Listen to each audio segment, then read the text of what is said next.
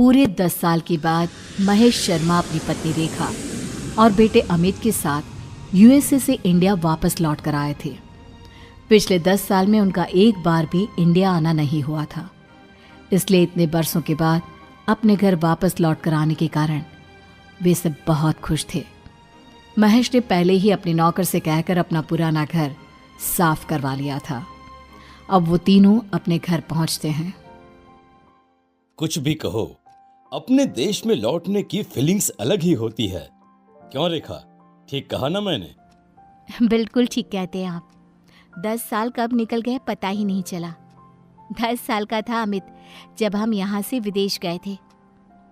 Mummy papa, जब मैं यहाँ से गया था तो मेरे बहुत सारे दोस्त थे, आसपास के घरों के कॉलोनी वाले। अब तक तो वो सब भी कितने बड़े हो गए होंगे, पता नहीं अब यहाँ रहते भी होंगे या नहीं। वो पिंकी याद है? बचपन में पूरा समय अमित के साथ ही खेलती रहती थी। कितनी प्यारी बच्ची थी। कौन? वो अपने गुप्ता जी की बेटी?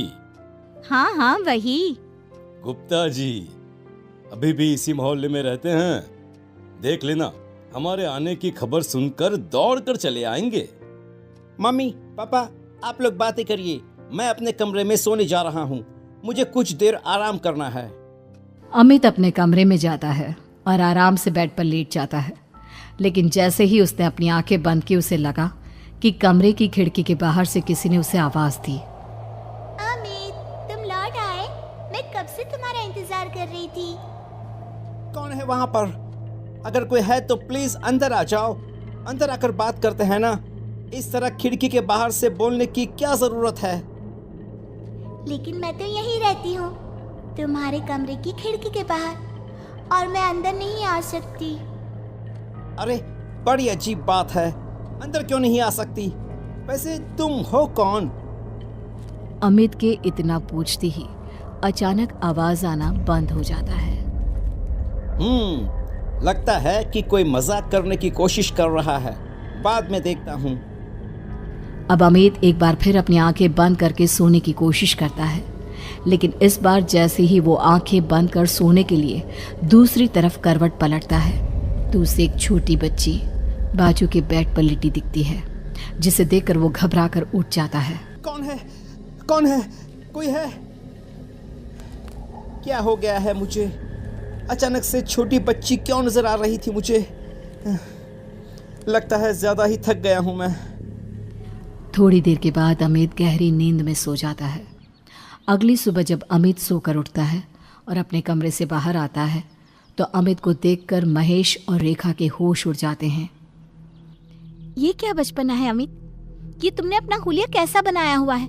पागल हो गए हो क्या? आज से पहले तो बेटा तुमने कभी ऐसी कोई हरकत नहीं की।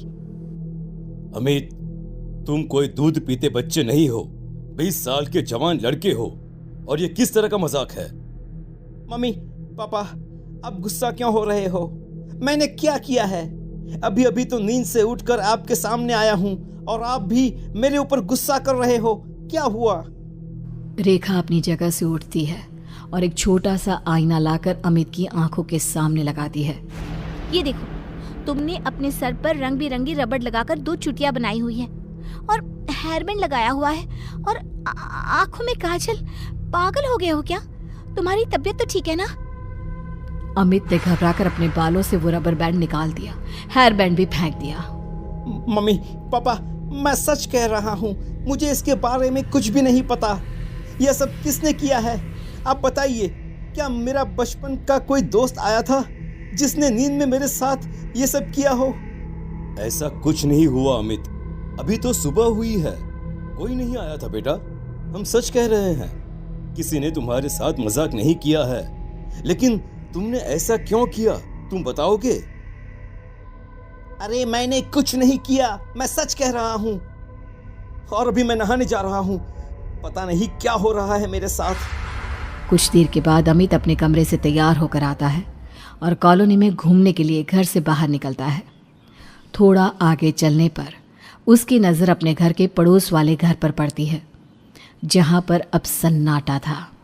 ये देखकर अमित ने वहाँ से गुजर रहे एक आदमी से पूछा, 1 मिनट भैया, सुनिए, क्या इस घर में अब कोई नहीं रहता क्या?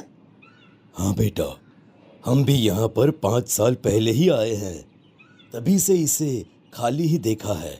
सुना है कि यहाँ रहने वाले लोग अचानक ही एक दिन घर छोड़कर चले गए। उनके बारे में इस कॉलोनी के लोगों को जरा अजीब अजीब बातें करते हुए देखा है। अजीब अजीब बातें मतलब क्या? बेटा, किसी से कहना मत, वो क्या है ना, मोहल्ले की बात है। लोगों को पता चला तो बिना बात की बातें बनाएंगे। हाँ हाँ, मैं किसी से कुछ नहीं कहने वाला, लेकिन अब बताइए तो सही प्लीज। बेटा, सुना है इस घर में किसी की आत्मा का वास है। कई लोगों ने इस खाली घर से कभी कभी किसी की रोने की आवाज सुनी है। अब सच्चाई क्या है वो तो भगवान ही जाने। ओह, तो ये बात है। वैसे लोगों का क्या है, कुछ भी बातें बनाते हैं। पता नहीं कौन कौन सी अंधविश्वास भरी बातों में विश्वास रखते हैं लोग। थैंक यू भैया, थैंक यू। बताने के लिए आपका बहुत बहुत शुक्रिया। पूरा दिन शहर में घूमने के बाद अमित जब शाम को अपने घर पहुंचा तो खाना खाने के बाद सीधा अपने कमरे में चला गया। थोड़ी देर के बाद रेखा और महेश ने अमित को बाहर बुलाया, लेकिन अमित इस बार जैसे ही अपने कमरे से बाहर निकला तो रेखा के पैरों तले जमीन खिसक गई। उसने चिल्लाकर अपने बेटे अमित से पूछा, ये क्या बेहुदा मजाक है अमित? तुमने अपना हुलिया इस तरह से क्यों बिगाड़ा हुआ है? और ये गुलाबी फ्रॉक पहनने का क्या मतलब है? लगता है हमारे बेटे को कोई दिमागी परेशानी हो गई है। किसी ने इसके ऊपर कुछ कर दिया है रेखा। हमें इसे डॉक्टर के पास ले जाना चाहिए। अरे लेकिन अभी अभी बाजार से आया, तब तो बिल्कुल ठीक था, और इतनी सी देर में मेरे बच्चे को क्या हो गया?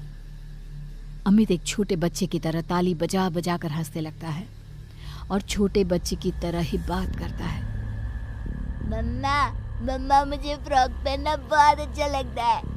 आप मेरी 2 चोटी बना लो ना, और इस पे ना पिंक वाली रबड़ लगाना। बस करो अमित, बस। तुम क्या कर रहे हो? इस तरह का मजाक मत करो अपने मम्मी पापा के साथ। अरे अंकल, मैंने कहा मजाक किया, और वैसे भी मेरा नाम अमित नहीं, मेरा नाम तो चिंकी है, चिंकी। चिंकी का नाम सुनते ही रेखा और महेश पूरी तरह से घबरा गए।